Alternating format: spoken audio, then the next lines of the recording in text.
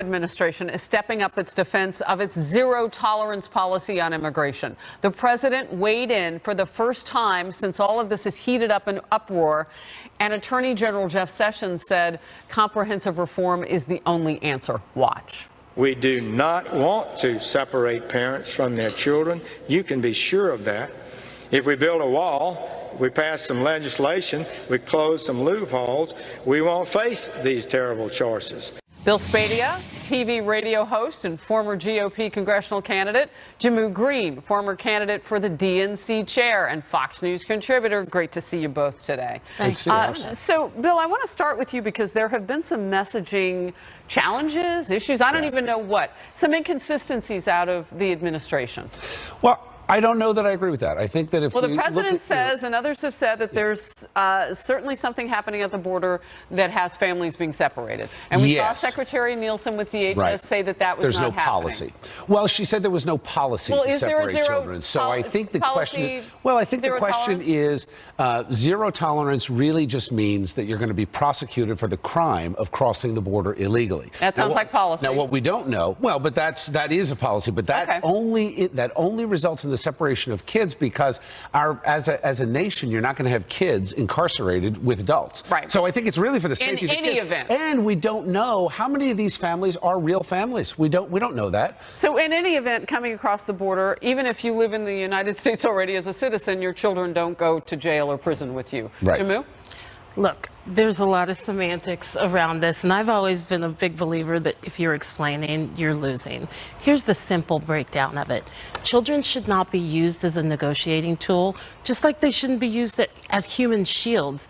And I think what we've seen is that we are all tested in our life. We've probably thought Donald Trump has been tested at other moments, but I think this is his real big test. Does he have a heart? You have evangelicals and religious leaders saying for the first time coming out against him. And if he loses that support, which I think he has a good chance of when you have families being ripped apart, that's going to be problematic. You saw what the First Lady tweeted. The president today saying that we can do something in Congress quickly, beautifully, and with safety in mind. Good for the children, the country, and the world. He went on to say that we want Democrats to come to the table. We want this maybe more than they do. He wants a compromise. What do you say? Look, it's really odd how the president doesn't take on the responsibility that he has, the power that he has. He's kept this issue out there longer than he has the power to stop this. President Obama. And I want to ask you just real quickly, Bill, I don't mean to ignore you. It's all right, don't worry. So Oprah and others are coming out on Twitter and they're saying all this about the kids in the cages and everything else. Those things were pre-existing to this president. And not that it's in any way defense for what's happening now, but those 2014 pictures were there. Where were all of these people when those children were in cages then? There is clearly a lot of blame to go around here, but there's a shift that has happened as it relates to this. Well, I agree. There is a shift. The shift is that President Trump, unlike his predecessors, Bush and Obama, he doesn't lack the courage to enforce the laws. So he got elected to say, I'm going to fix this immigration thing, and now he is enforcing the law vigorously, and that is the only way you get any comprehensive reform. This is the essence of propaganda. You show a picture of a kid and people pulls the heartstrings, people feel bad. What about all the homeless kids that are in New York City, in LA, in San Diego, across this country? And they're suffering a lot more than these kids in detention, where they're only there because their parents brought them across the border illegally. Wow, that's an excellent question. We'll be right back. I want to hold you two over. Minutes from now, the Senate Judiciary Committee is set to grill the DOJ Inspector General. On Capitol Hill about the IG report on James Comey and the Hillary Clinton email scandal. We will hear publicly for the first time from the Inspector General himself about the report and those damning anti-Trump texts between Peter Strzok and his paramour, Lisa Page. And the president has a huge meeting on immigration at the White House today. We'll tell you about all of that and more on the Daily Briefing. Just minutes from now, the Senate Judiciary Committee is set to question DOJ Inspector General Michael Horowitz. Remember, he wrote that report. And FBI Director Christopher Wray on Capitol Hill. Can he fix it all? The public hearing marks the very first time they will face lawmakers since the release of the IG report on the Bureau's handling of the Hillary Clinton email scandal. We're back with our power panel, Bill Spadea and Jehmu Greene. Jehmu, your thoughts quickly about what we're about to see. I think what we're about to see and hear again is that there was no political bias involved in the handling of the Clinton campaign.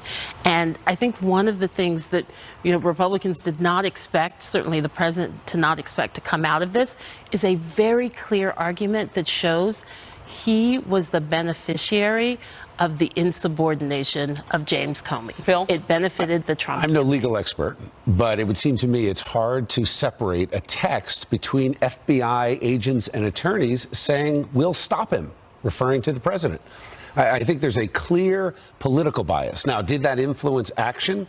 I don't know how it could not have influenced action. If somebody has that kind of mentality, and you've got law enforcement getting involved in politics, where there was a clear push to not go after Hillary Clinton and then turn around and in a text say the words of "we'll stop him," I think the American people are going to do two things with this. Number one, basically ignore it because it's summertime and it's beautiful outside, and this is a lot of inside baseball. But the end result of this, the IG report, the testimony on Capitol Hill, is going to equal out the Russia probe to what happened in the FBI, and I think Does both it then go away. exonerate the president when he calls it a witch hunt? Oh, it absolutely backs up his point, saying it was a witch hunt. Absolutely. Absolutely not. There's no equal to having some bad apples within the Federal Bureau of Investigation and having a foreign country interfere in our election. Those two things are apples and oranges, and there is no comparison between them.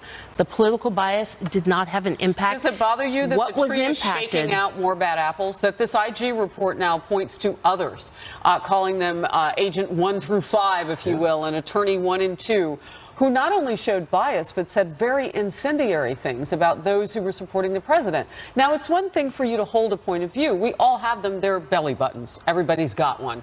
But when you go to work and you walk it out on company text messages, and right. I mean, it's difficult to say what it was. The IG just put it out there. Maybe. Well, I think it proves a point. It proves a point that President Trump got elected to drain the swamp. And what this proves is it is a swamp, and it's worse than you thought. The only Bill, action that had an impact on the election go. was James Comey doing that letter. Well, nobody in likes him, especially after that book tour, because he put it out there. We'll be right back. Hearing now with the man who wrote that explosive IG report, Horowitz on the left, and you see the FBI director on the right. I'm Harris. Stay tuned. Fox News Alert, we are just moments away from hearing directly from Inspector General Michael Horowitz and FBI Director Chris Wray as they are set to testify before the Senate Judiciary Committee. Hello, everyone. I'm Dana Perino, and this is the Daily Briefing.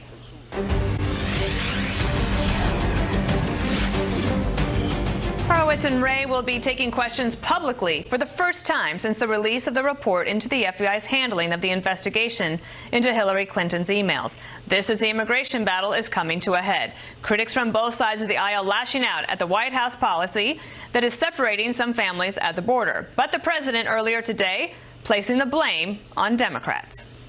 We cannot get them even to the negotiating table. And I say it's very strongly the Democrats' fault. They're they're really obstructionist, and they are obstructing.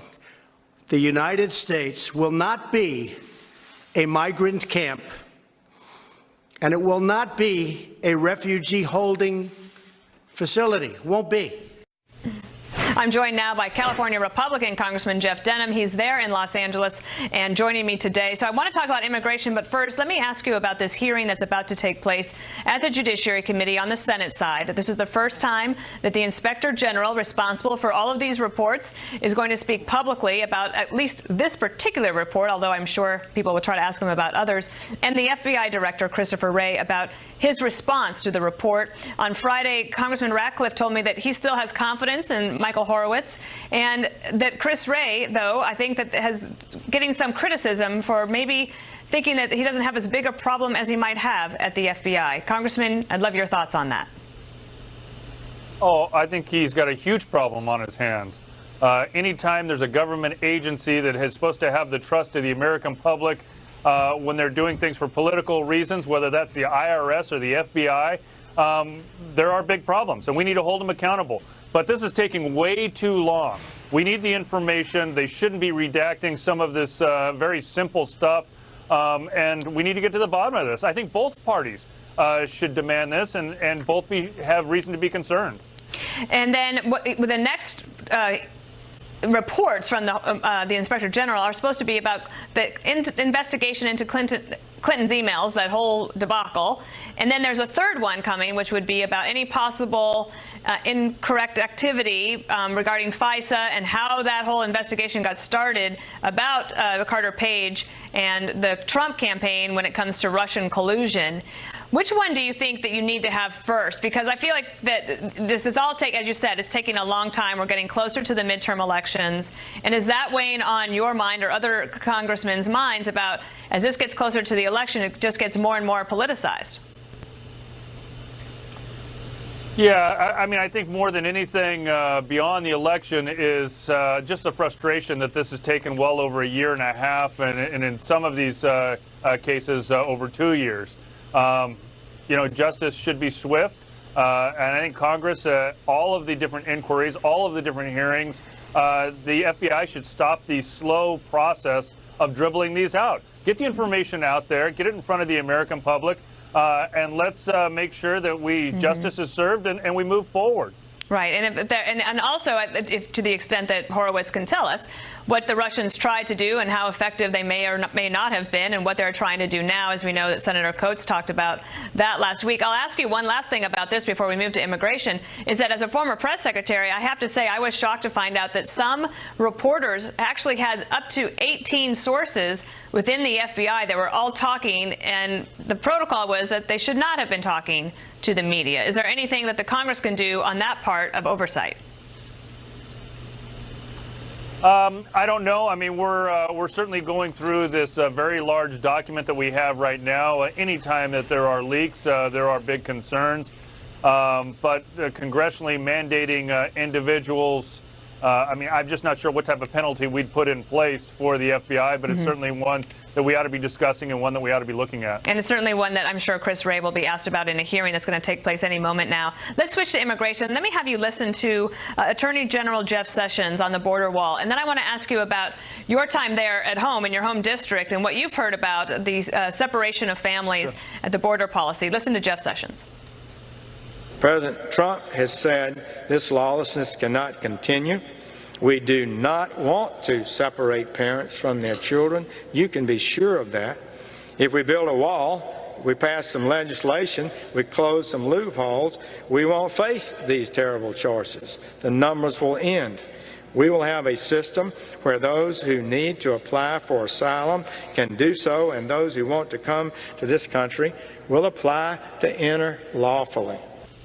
Congressman, your thoughts. Would you like this policy to end sooner than later, even if the legislation and the push this week to pass the bills on Capitol Hill is not successful? Absolutely. This is something that we have to have resolved. You know, the challenge is this is current law. This was based on a court decision that happened under the previous administration. The only difference is this president is actually adhering to the law. So Congress needs to do its job. If you don't like the laws that are on the books right now, we have the ability to change them, and we've got to do it now. This week is a great opportunity. Hopefully, it is a bipartisan opportunity, but ultimately, we're going to fix this. But the zero tolerance policy was done by the executive. And if these bills don't pass, in which, I hope that Congress does something as well, but the chances of it getting done and getting done quickly are probably pretty slim.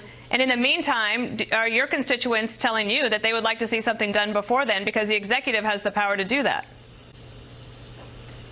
Yeah, I mean, certainly we could see an executive order. We'd want to see what the constitutionality of that is, but we do believe that the president can certainly not adhere to certain laws that he doesn't want to adhere to.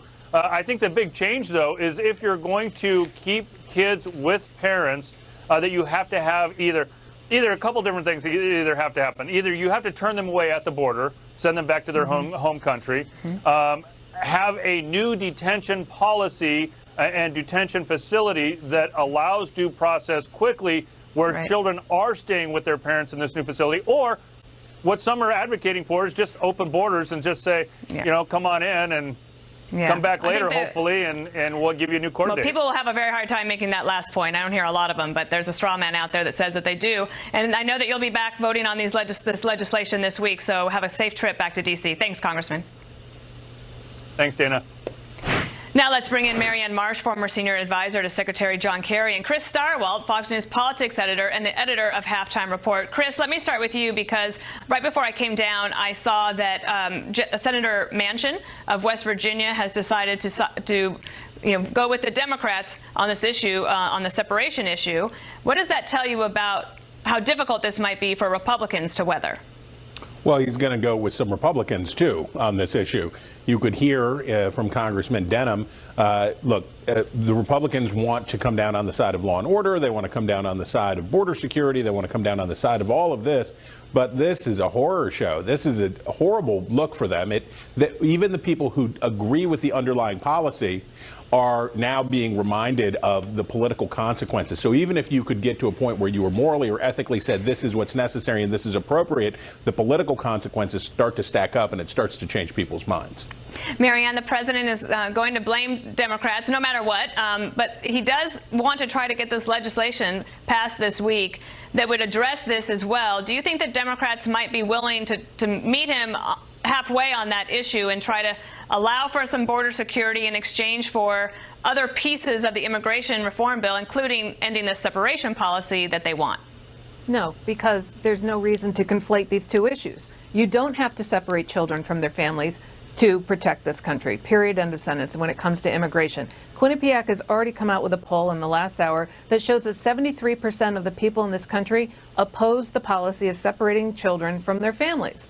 So that's obvious, number one. Number two, women in particular, women voters who are already motivated to vote against Republicans have one more reason to do it when they see the scenes of these kids, little kids without their parents in these prison camps, basically, not being cared for. So the Democrats have much more political clout in this respect, but Donald Trump is playing to a very small Republican sliver of his base that likes this and will like this policy because he's playing a different game, and that's one where he beats the Mueller report and other, the investigation into Russia undermining this election. That's his concern, not the November elections. I have to tell you, you're very good at pivoting to the next topic because that's what I wanted to talk to you about. And that is, let me have you listen to this, Marianne. I'll start with you and then have Chris wrap it up. Devin Nunes talking about Peter Strzok and his text. Listen. That shows clear intent to run a very biased investigation. And look, I don't believe for a second that Mr. Strzok was just happenly put in charge of this just a week before. Strzok and Page and the rest of them all knew about this months in advance. They were well aware of what they were doing.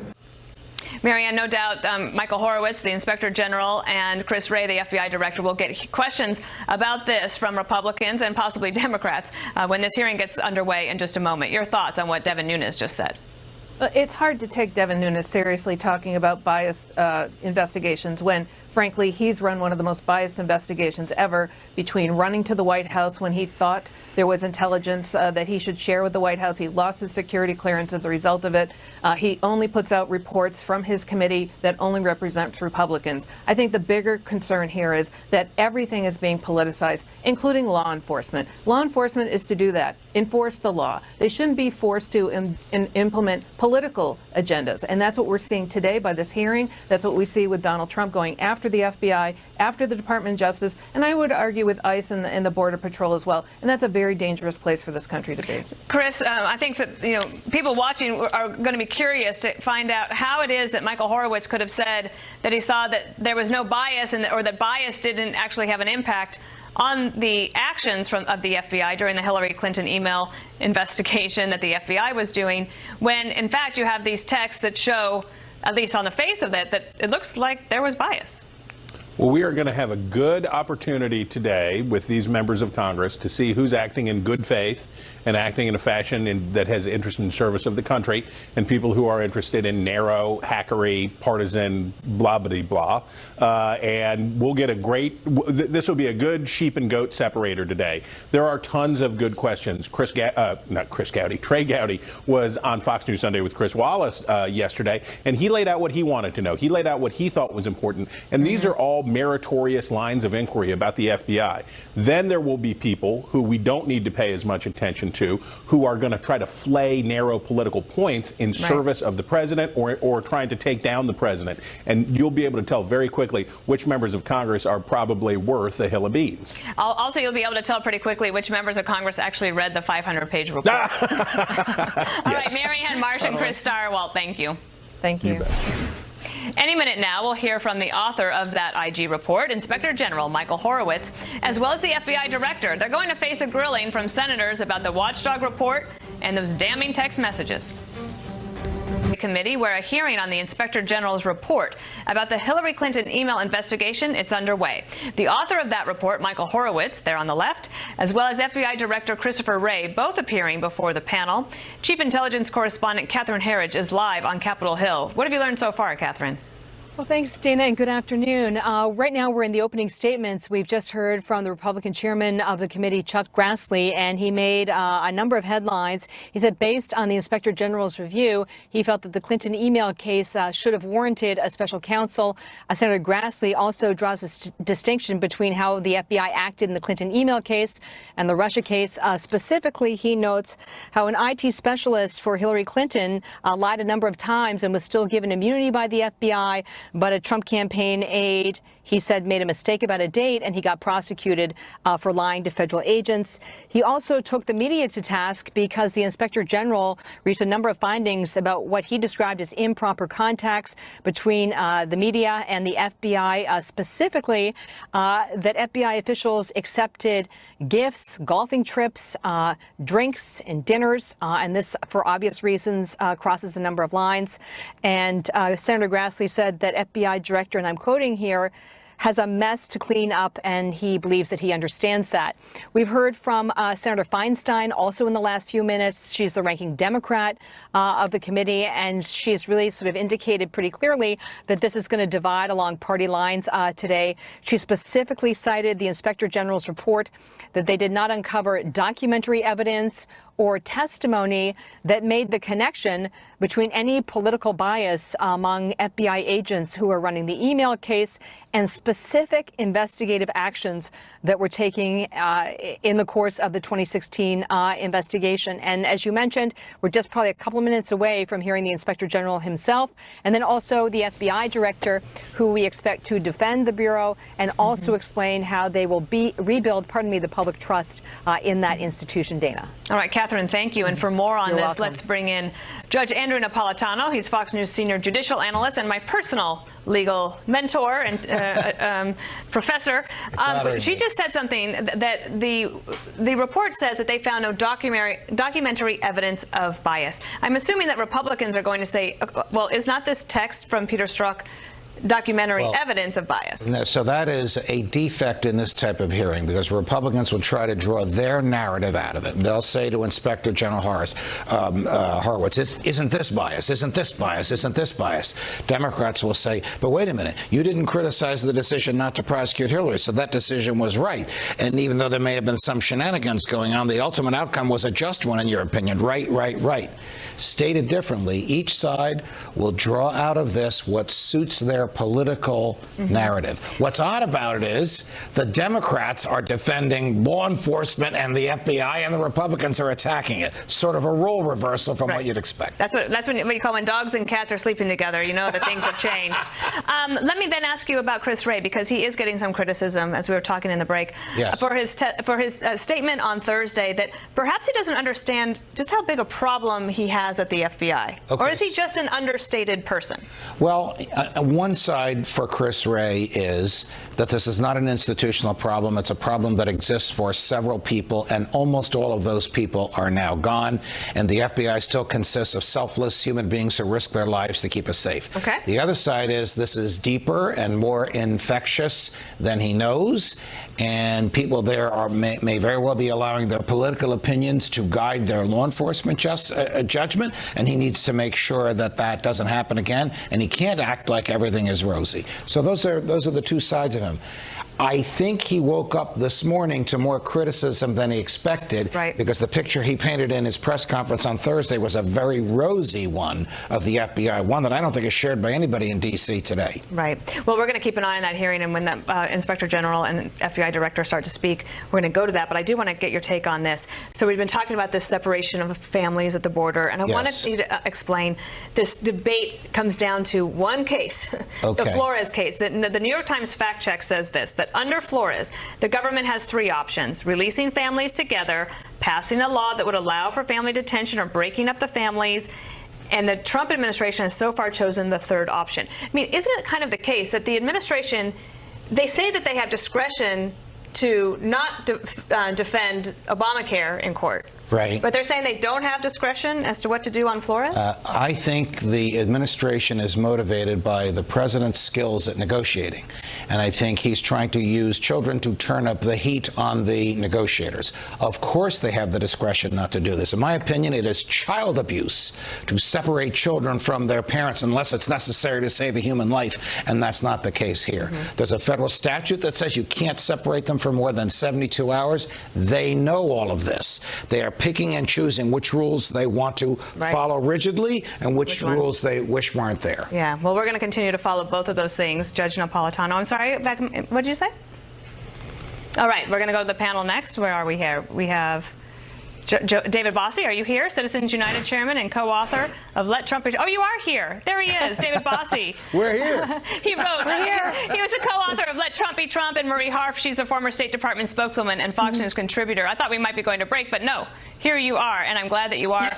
We were talking about this IG report. There's a hearing that's underway. We're going to get to that in just a moment, but while I have you here, as the judge was just describing, he said, he feels like the separation of families, from parents from their children, mothers from their babies, is child abuse. And certainly people have strong feelings about this. It's getting ratcheted up. David, what do you think about this in terms of letting Trump be Trump on a negotiation tactic, but is he poisoning the well so much that he is going to lose some goodwill? Well, look, first of all, let's be clear. This is not President Trump's law. This law has been on the books. This president is following the law. That's what he is doing. That's what he's been doing. And what he's trying to do is discourage people from breaking the law. That's the fundamental rule here. Let's not forget that if parents don't bring their children and cross over illegally, they're not separated. So if they don't become criminals, they're not separated. It's a very harsh thing. Nobody in America wants to see children torn from their families. This president doesn't want to see that. The Congress can change the law, but this president is going to use every device possible to make sure that we secure our borders, get the wall. Do you mind if I interrupt you just for a moment? Certainly. Because Michael Horowitz is about to speak, and we'll come back to you in just a moment. Please hold. Sure. Our 500-plus page report provides a thorough, comprehensive, and objective recitation of the facts related to the department's and the FBI's handling of the Clinton email investigation. It was the product of 17 months of investigative work by a dedicated OIG team that reviewed well over 1.2 million documents and interviewed more than 100 witnesses, many on multiple occasions. The review team followed the evidence wherever it led, and through their efforts, we identified the inappropriate text and instant messages discussed in the report. Additionally, the OIG's painstaking forensic examinations recovered thousands of text messages that otherwise would have been lost or undisclosed.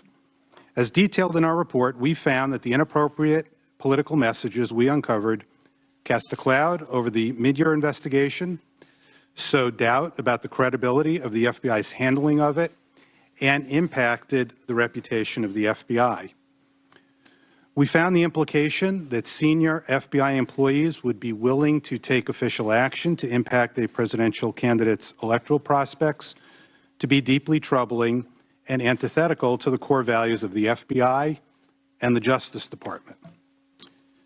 With regard to the decision to close the investigation without prosecution, we found no evidence that the conclusions by the prosecutors were the result of improper considerations, including political bias, but rather were exercises of prosecutorial discretion by the prosecutors based on their assessment of the facts, the law, and past department practice.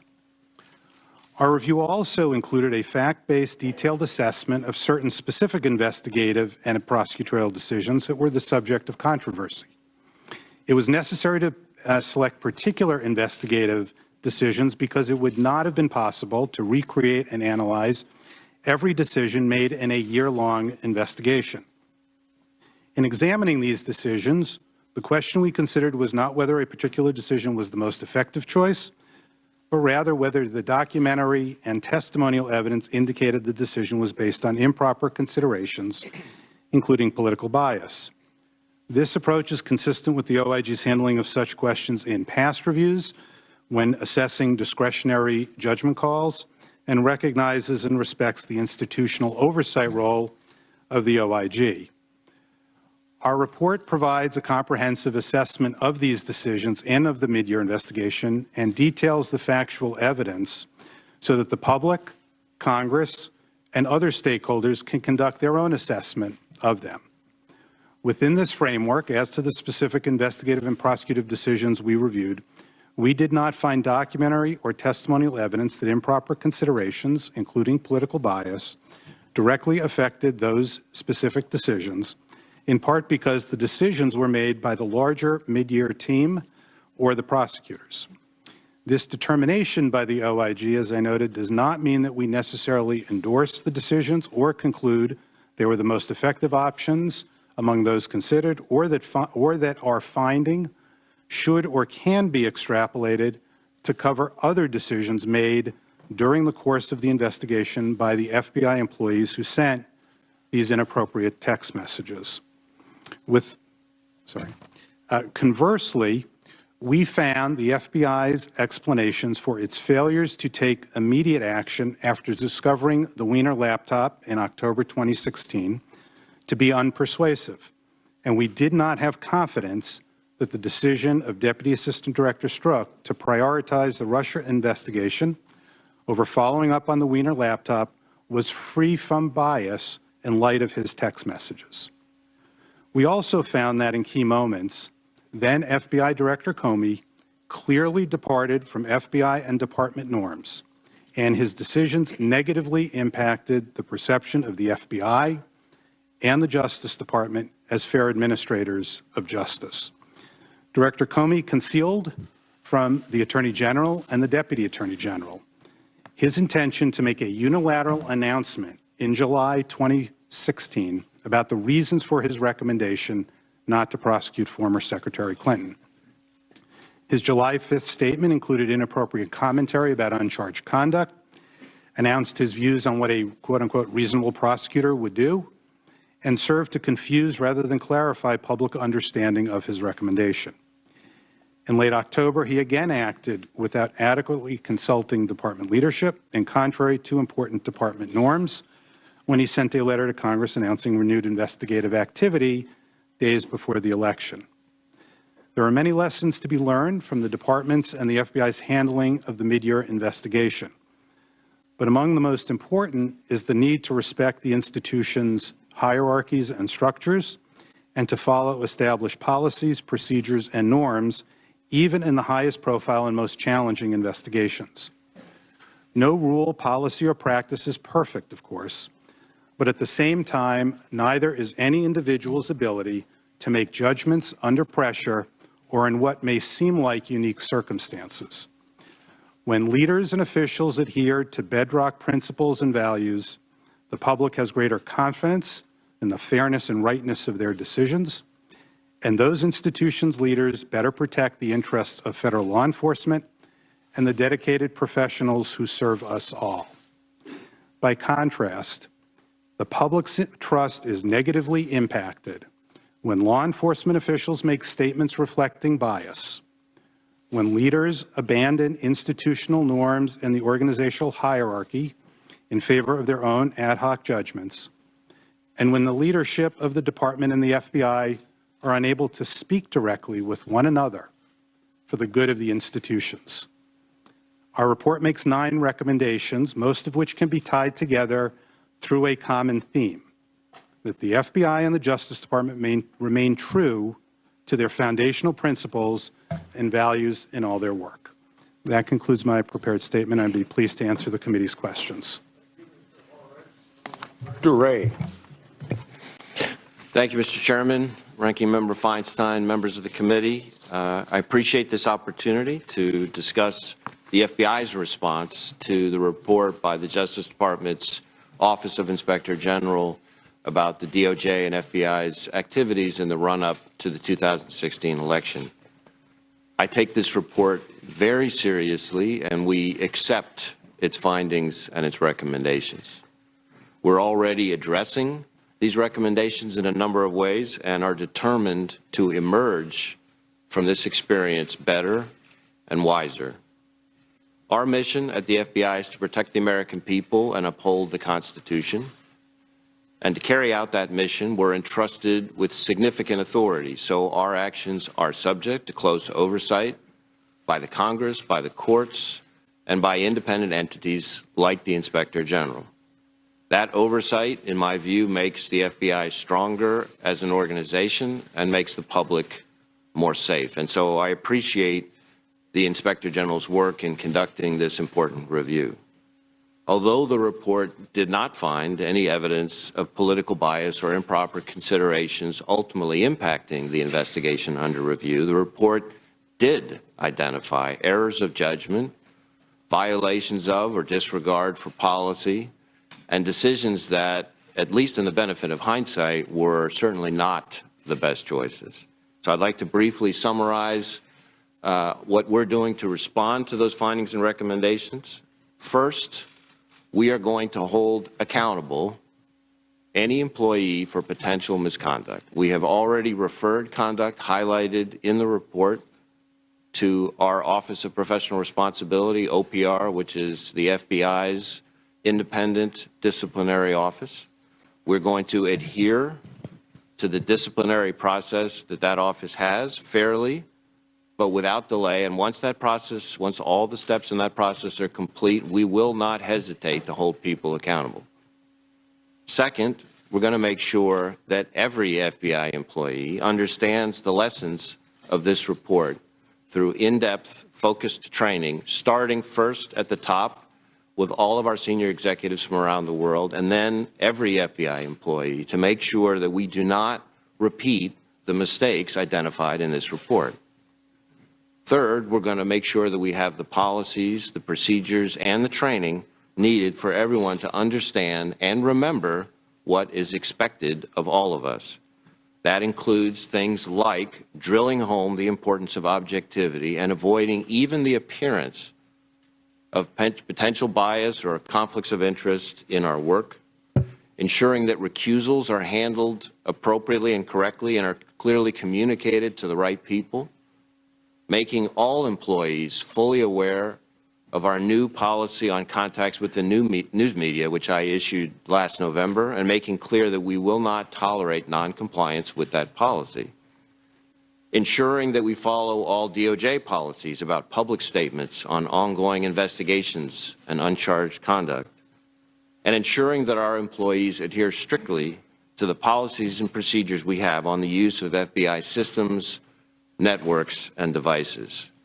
I've also directed our Associate Deputy Director, who's the number 3 official in the organization, to lead a very focused review of how the FBI handles particularly sensitive investigations, how they're structured, staffed, supervised, so that every sensitive investigation can be conducted to the FBI's highest standards.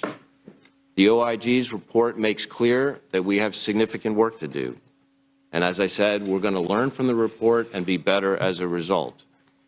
At the same time, I want to emphasize that this report is focused on a specific set of events back in 2016 and a small number of FBI employees connected with those events. Mistakes made by those employees do not define our 37,000 men and women and the great work they do every day. Nothing in this report impugns the integrity of our workforce as a whole or the FBI as an institution. I want to be very clear with this committee about the FBI that I've been able to see up close every day in the 10 months since my confirmation hearing before you all. I've been meeting with employees from over 30 of our field offices, from LEGAT offices overseas, from every headquarters division, And over and over and over again, I hear incredible stories, remarkable, inspiring stories about the work our men and women are doing to protect the American people and uphold the Constitution. This year alone, we've rescued over 1,300 children from child predators. We've arrested more than 4,600 violent gang members in just the past several months. In the past several months, we've disrupted terrorist attacks ranging from the pier in San Francisco to a crowded shopping mall in Miami. I could go on, but the point is that the FBI's men and women as a whole are doing all this work with the unfailing fidelity to our Constitution and laws that it demands, the bravery that it deserves, and the integrity that the American people rightly expect. As I've been trying to say since my confirmation hearing, at every opportunity, I am committed to doing this job by the book, and I expect all our employees to do the same in every respect.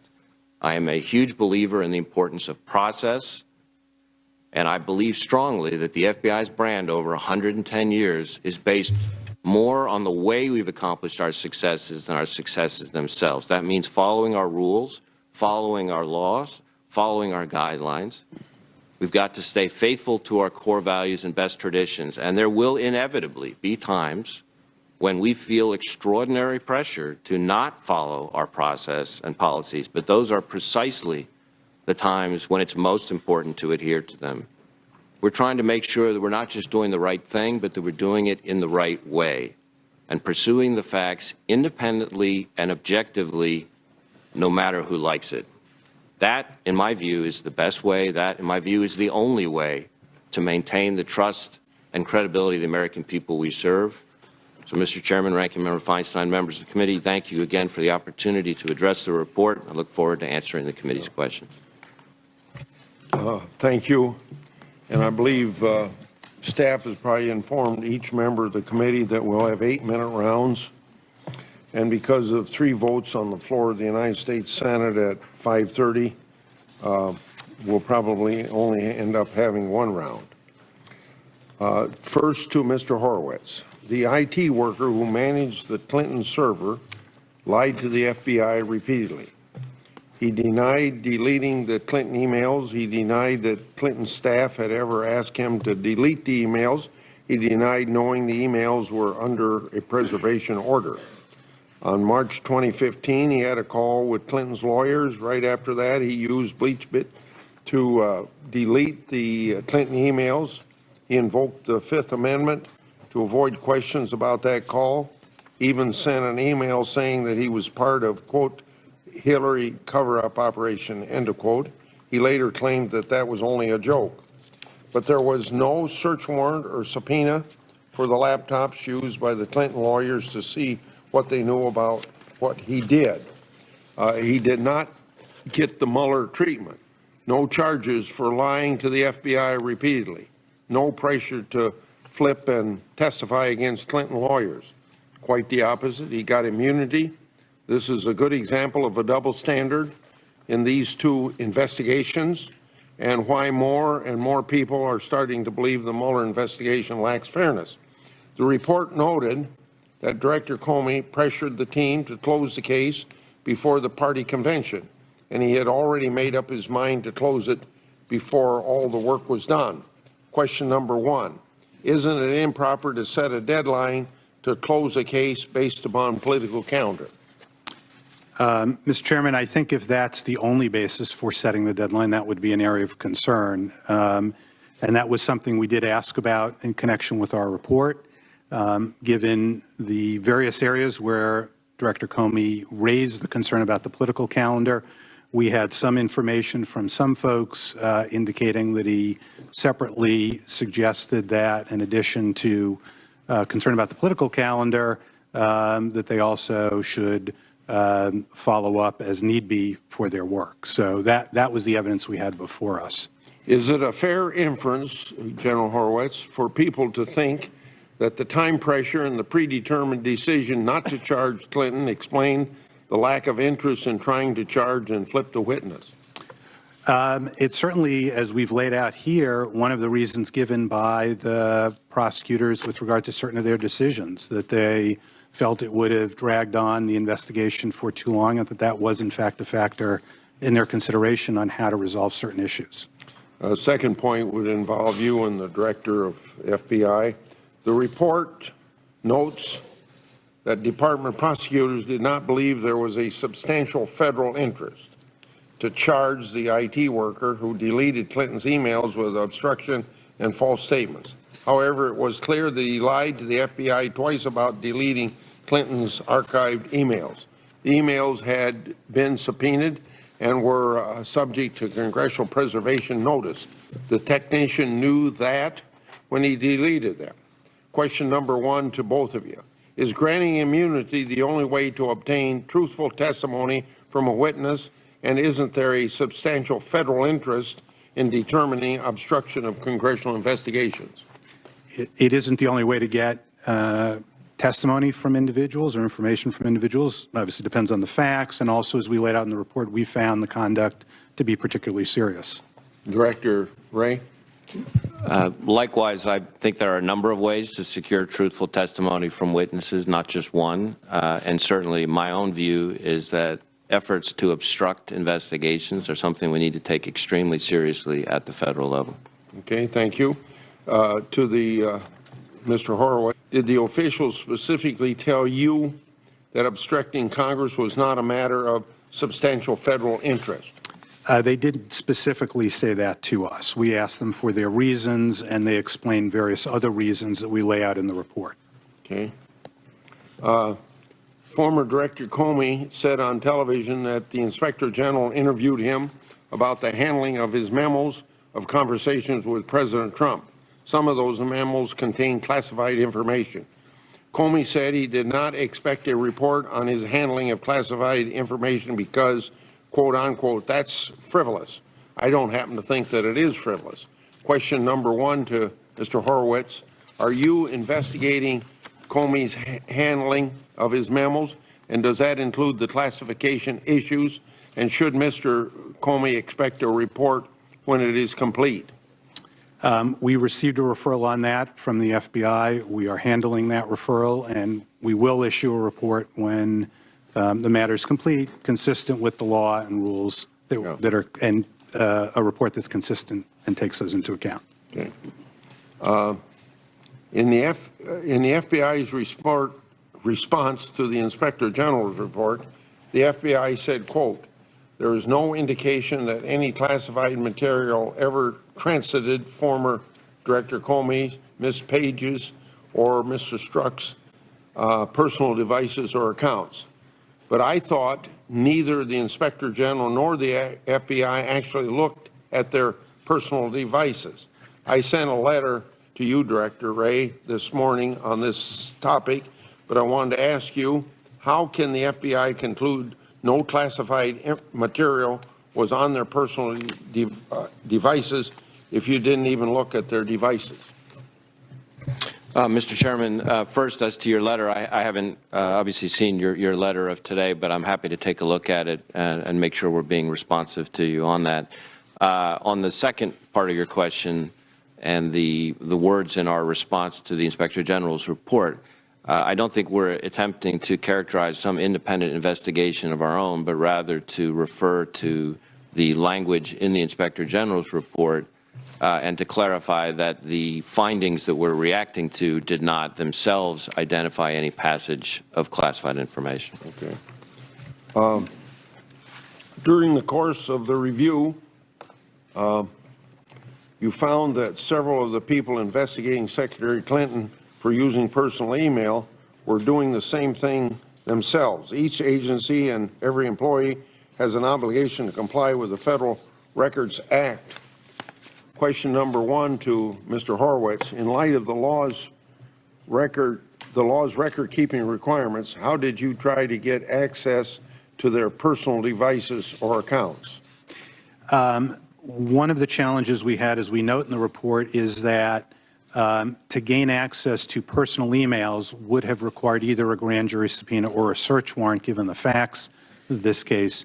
And so we were limited, because our administrative subpoena authority doesn't cover this, to ask for voluntary cooperation. We were given oral representations. We were not given access to the email accounts. Yeah. So I don't go over my 8 minutes. I think I'll reserve my 24 seconds. Senator Feinstein. Thanks very much, Mr. Chairman.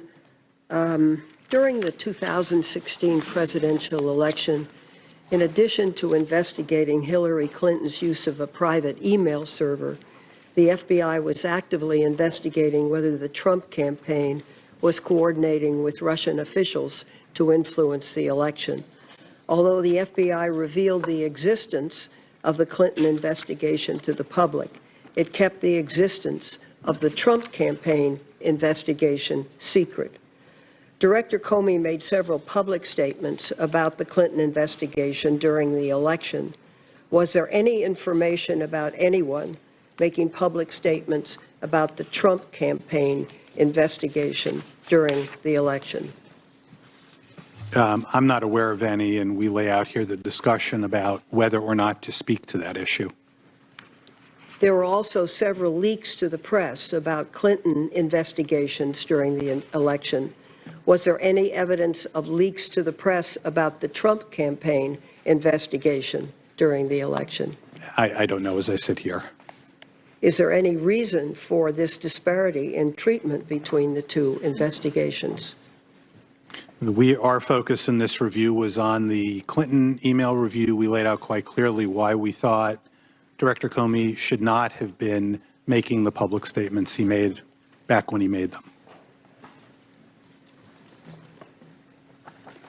So I guess what you're saying is that the better approach was not to make public statements, and that goes to everybody, but you didn't specifically criticize it or find criticism. That's correct. I mean, we looked at this one decision and what occurred. We laid out what the decision was with regard to other investigations, both Russia and, by the way, the Clinton Foundation investigation, where a decision was made also not to speak about it. On October 25th, Trump's surrogate Rudy Giuliani appeared on Fox News and bragged that the Trump campaign had, quote, a surprise or two you're going to hear about in the next few days. I'm talking about some pretty big surprises, and I do think that all of these revelations about Hillary Clinton finally are beginning to have an impact. 3 days later, Director Comey announced that the FBI would be reopening its investigation into Hillary Clinton's use of a private email server. On November 4, when asked whether he had heard about the FBI's reopening of the email investigation, Giuliani said, "Did I hear about it? You're darn right I heard about it." He went on to say, "I'd expected this for the last, honestly, to tell you the truth, I thought it was going to be 3 or 4 weeks ago." Were you able to determine how Mr. Giuliani received this information? Senator, I'm not going to speak to any of the investigative steps we may or may not have taken for the very reasons we describe in here about what's appropriate to do in terms of following policy. Well, what actions, if any, have been taken against the individuals responsible for disclosing this information to Mr. Giuliani? As we note in the report, our investigative work is still ongoing. We put this in here so that the readers and the public could see our concerns about the number of contacts with the media and what was going on systemically, but I'm not in a position at this point to speak to any investigative outcomes.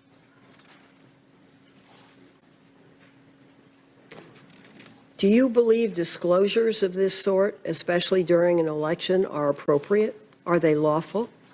I don't believe disclosures of this sort are appropriate at any point in time in a criminal investigation. I was a former prosecutor, worked extensively with FBI agents in my prior capacity, and all of us would have thought that was entirely inappropriate. The report says that you, and I quote, will separately report on those investigations as they are concluded. Does this mean that this leak investigation is ongoing? Our work remains ongoing, and when we can do that consistent with the IG Act, the law, policy, we will do so.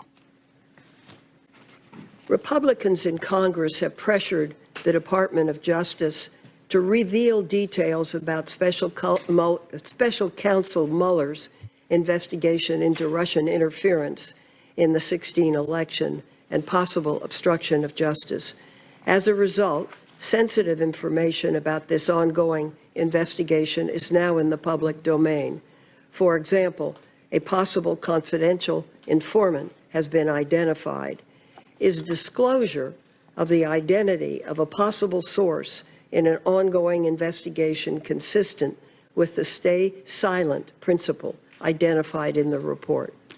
Senator, I obviously can't speak to any specific factual circumstances beyond what's in our report. I haven't done work on it. I will say just generally, it goes to my prior answer as well, which is if there's an ongoing investigation, disclosing information related to that through leaks is inappropriate.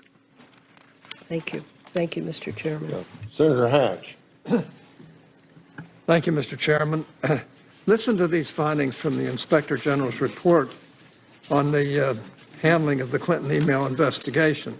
Error of judgment, serious error of judgment, extremely poor judgment, and a gross lack of professionalism. Now, these are conclusions that were drawn, respectively, about the conduct of former Attorney General of the United States, the former director of the Federal Bureau of Investigation, and FBI special agents assigned to one of the highest profile investigations in the Bureau's history. In my opinion, this is appalling, and the significance of these findings cannot be overstated.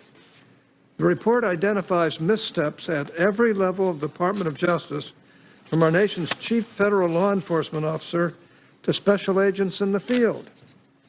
Director Wray, I have to say that I was disappointed by your response last week to the Inspector General report. And while you admitted that the report found errors of judgment, you took pains to emphasize that the report focused on, quote, a small number of FBI employees, unquote. Well, let's remember who that small number of employees was. The director of the FBI, the deputy director of the FBI, the leader of both the Clinton email investigation and the Russia investigation. These were not junior field agents. These were senior agency officials. They were running two of the most important investigations in the Bureau's history, and they were insubordinate, grossly unprofessional in their communications, and even untruthful. So let's not pretend like this was some one-off problem. There is a serious problem with the culture at FBI headquarters. Your statement last week seemed to suggest we shouldn't worry too much about the events detailed in the Inspector General report because the report focuses on a small group of individuals and events. Well, I think that's exactly backwards. If we can look at only one or two investigations and find this much bias and unprofessionalism, I can only imagine what else is out there and what the Inspector General found about the conduct of senior Bureau leadership. I'd have to say he found out that it would certainly, in my opinion, be damning. Now, how can you assure Congress and the American people that you are taking seriously the problems identified in the Inspector General report when your very first public response to the report was to downplay its significance? Senator, I don't intend in any way to downplay the significance of the report. I don't think you do, but I'd like to know why. Right. And I think the fact that the very first press conference I've held in my 10 months as FBI director was on this is a measure of how important I think this is. Start with that. Second, the steps that I've outlined that we're going to be taking are very significant, including, just as an example, but I could go on, convening every single SES employee in the entire FBI to come for a full day of training specifically focused on this is a measure of how seriously I take this. We're going to have the people whose conduct is highlighted in the report handled through our disciplinary process and held accountable as is appropriate. But my comments the other day are a measure of my view of the FBI. I don't have to imagine what happens in the FBI. I see the FBI up close every day, investigation after investigation after investigation, including in Utah, including in the states of every state represented up on this dais. And I can tell you that the conduct the character, the principle that I see in those people every day is extraordinary and would be an inspiration to the members of this committee, and that was my point. Okay, there should be no doubt that these errors cast a cloud over the FBI's handling of the Clinton email investigation and the investigation's credibility. Now, even more troubling is the irreparable harm to the FBI's reputation for neutral fact-finding and political independence. Where do we go from here? Now, you kind of indicated that. Right. I think we start by reminding everyone in the FBI, which, as I said, I think the vast, vast, vast majority of the people who work there already know this, but I'm not going to leave that to doubt. Okay. That objectivity and the appearance of objectivity have to permeate everything we do. And that starts with, much as the lessons that have been described in this report chronicle, that starts with being focused not just on the result, but on the way you get to the result. That means following our processes, following our guidelines, following our long-established norms, to use the phrase in the report. I accept all that. Now, I want to thank Inspector General Horowitz and you, the FBI Director Wray, for being here today to help answer that question. I want to focus on two issues identified in the report. The first is improper disclosures to the media, and the second is the political bias evidenced in text messages between FBI employees. The FBI has a policy that strictly limits the employees who are authorized to speak to the media. This is appropriate for any organization that quietly investigates with an eye towards prosecution in a court of law rather than the court of public opinion. But the Inspector General found that this policy was widely ignored by employees at all levels of the FBI. The report goes so far as to describe a culture of unauthorized media contacts, including instances where FBI employees improperly received tickets, golf outings, drinks, and other benefits from reporters. Now, as you know, this is totally inappropriate. Director Wray, attachments to the report identify more than 50 FBI employees, 50, who apparently had unauthorized contact with members of the media.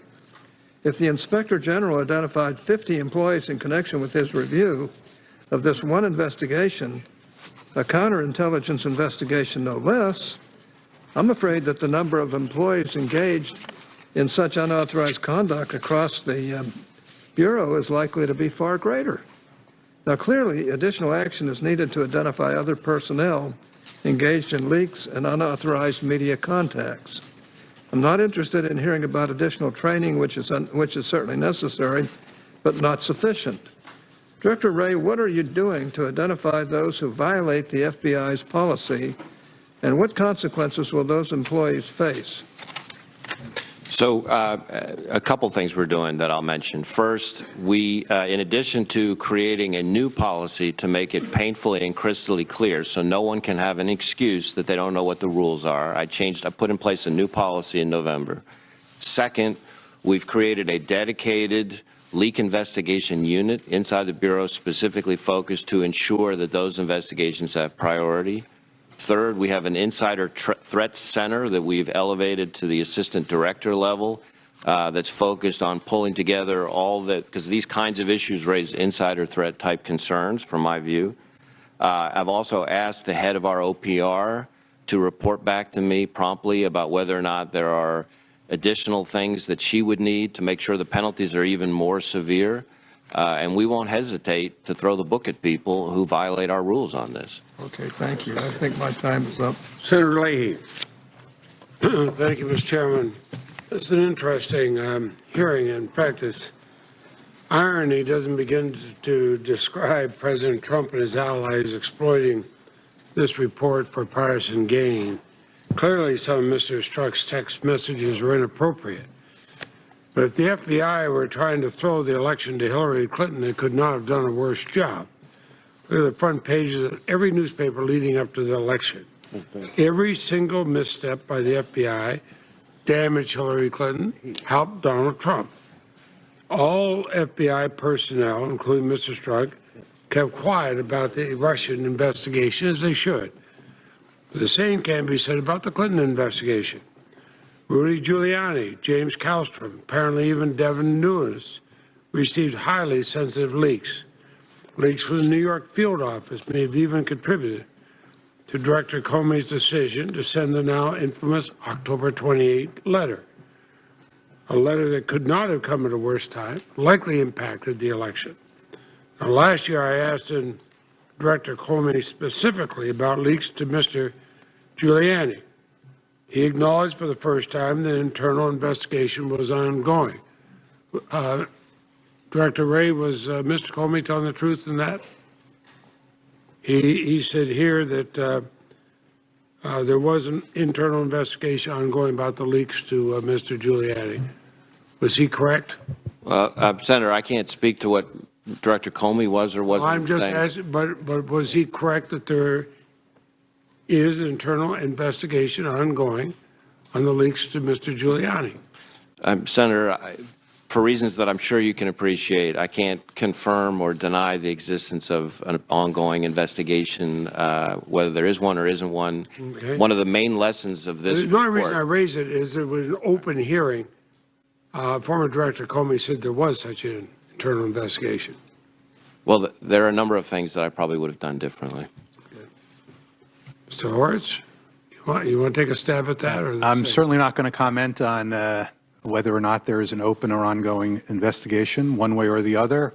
We have, over the years, refused to do that, and I'm not going to change the policy now. Well, Mr. Horwitz, you and I have known each other a long time. I assume that's the answer you give, but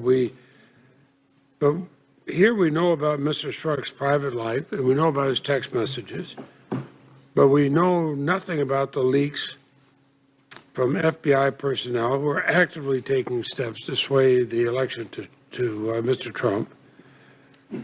You did not include an investigation of those leaks in your report, is that correct?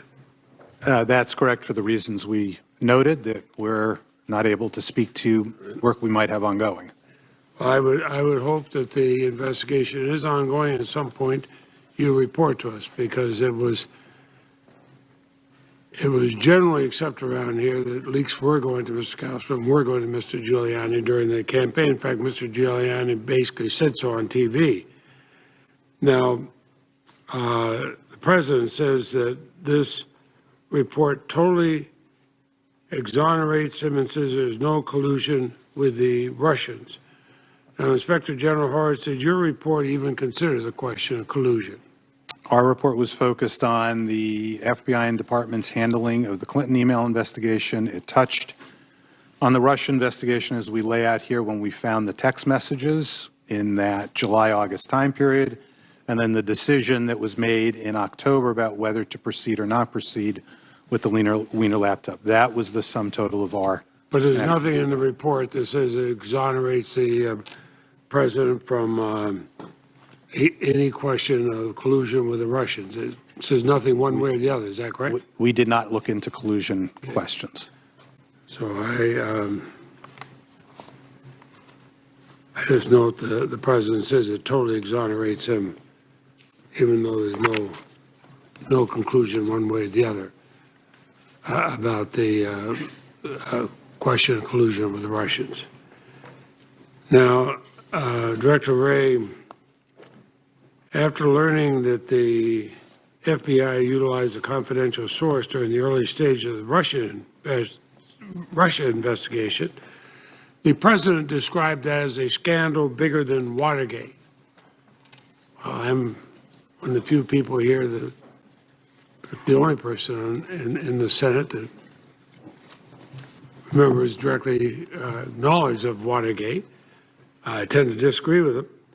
And I'd say the confidential sources are a routine investigative tool. I've got I have a document that is publicly available in the FBI's online FOIA library. It's a redacted interview summary from the Clinton investigation. It shows that the FBI used a confidential human source in September 2015, well into Secretary Clinton's campaign for president. So, Director, does the possible use of confidential sources in either the Clinton or Russia investigation by itself show any wrongdoing by the FBI? Senator, as you alluded to, we use confidential informants in all manner of investigations covering kind of the waterfront, and it's a very, very, very important tool in that mission. Any of us who've been prosecutors know you probably don't have a significant prosecution without some confidential sources. Now, Director Wray, the President said on Friday the Mueller investigation has been totally discredited by the Inspector General report. I asked you last month when you were before the Appropriations Committee about the Russia investigation. You confirmed at that time you do not believe it is a witch hunt. Now, the Special Counsel investigation has already resulted in the indictment of 20 individuals, 3 Russia companies. Do you have any reason to believe that this investigation has been discredited? Senator, as I said to you last month, and as I said before, I do not believe Special Counsel Mueller is on a witch hunt. Thank you, and I appreciate that. And you were very direct in both occasions. Now, the mistakes made by Director Comey during the Hillary Clinton investigation didn't exist in a vacuum. Republicans in Congress relentlessly pressured the FBI to release details concerning the Clinton investigation. I'm deeply concerned that we're repeating these mistakes today. The White House, working with allies in Congress, have been aggressively demanding information from the Russia investigation. And Director Wray and the Deputy Attorney General pushed back. They've been threatened with impeachment. That's outrageous. Obviously, it's something that will never happen. But some accommodations have been made. And members of Congress, eager to politicize any details, have reviewed a FISA application and learned the identity of a confidential source. Are you confident that kind of precedent will not damage the FBI in the future? Senator, I think we have 2 competing interests that we have to balance. We have an obligation to be responsive to congressional oversight. That's important. I think that's part of our job. But we also have an obligation to protect sources and methods, to protect ongoing criminal investigations, to respect things like grand jury secrecy. And it's a challenge at times to do both, but I'm confident that we can do both as long as both sides are willing to work together on it, and I'm committed to trying to do both. Thank you very much. Senator Cornyn.